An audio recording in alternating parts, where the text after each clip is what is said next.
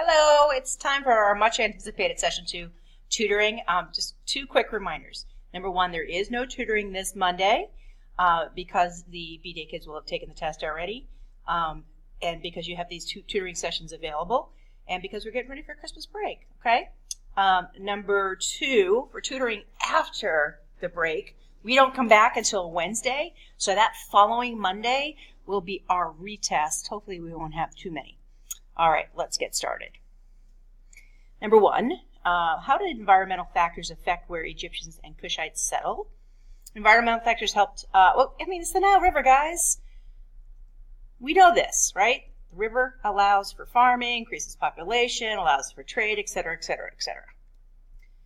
Okay, I kind of went over this one on the last one, but which of the following best describes topography of Northeast Africa? Hot and dry, right? It's a desert. They have the great fortune of having a river running right through their civilization. Why was the Nile River the most important physical feature in ancient Kush and Egypt? It's great for fresh water, for farming, for travel and trade. How do the deserts benefit the people of Egypt and Kush? Tough to cross a desert, so it creates a natural protection from invaders. How did the Mediterranean Sea benefit the people of Egypt and Kush? You can get, fresh seafood, and it gave them great trade routes to other parts of the world, like Europe. We went over that one. We went over that one. We went over that one. And again, if there's anything that you missed in video one, just pause it and take a look at the answers I typed out. Number 11, why did the ancient Egyptians mummify their pharaohs? To preserve the bodies for the afterlife. They really believed that they were going to be transported into the afterlife in their physical form, and they were going to need it. So mummification stops the body from decomposing.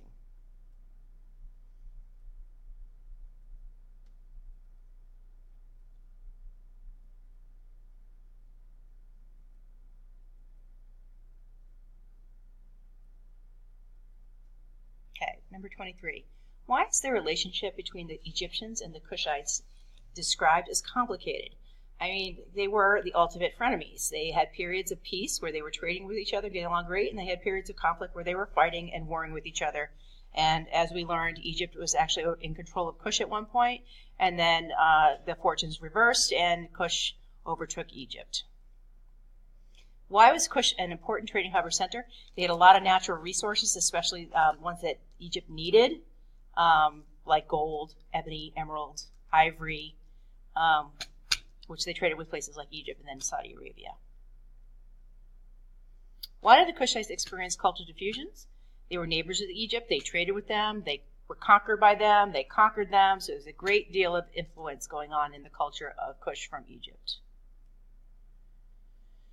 That should say Akkadians, excuse me. Why did Egypt fall to Kush much like Sumer fell to the Akkadians? They were struggling with internal conflict and were weak because of it, okay? Kush and Nubia can be used interchangeably, by the way.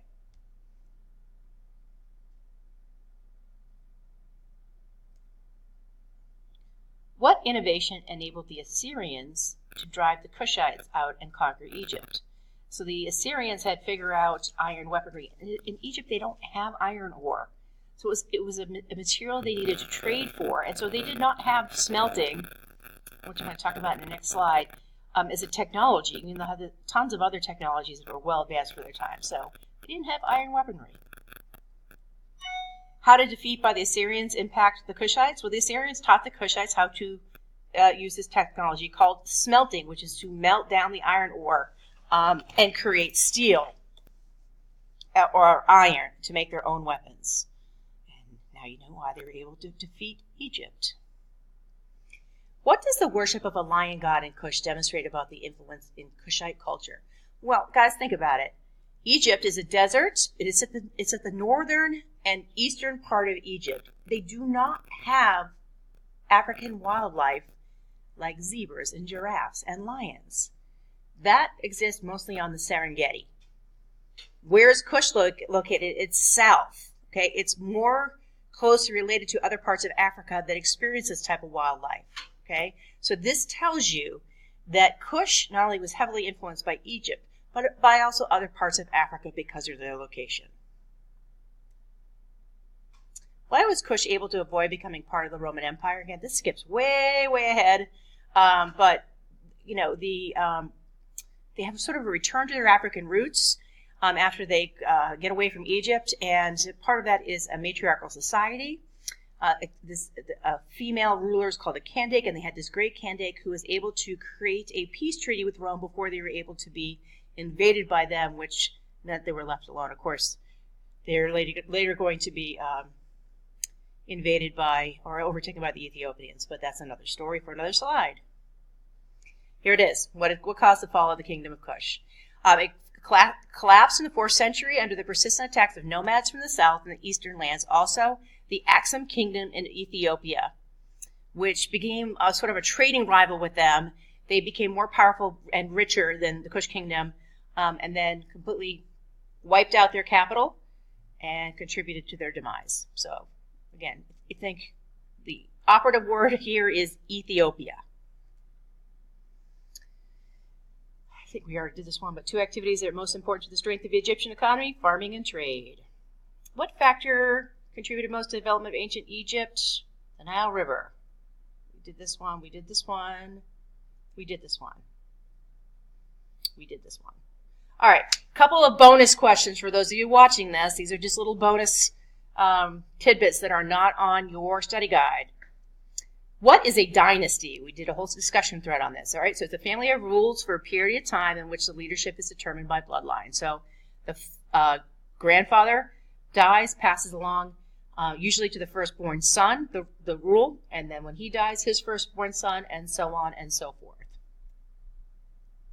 Oh no, I did have 2. Oh, okay, listen, because I put these on my one that was online and not on this one. I apologize, but there's 2 more tidbits for you.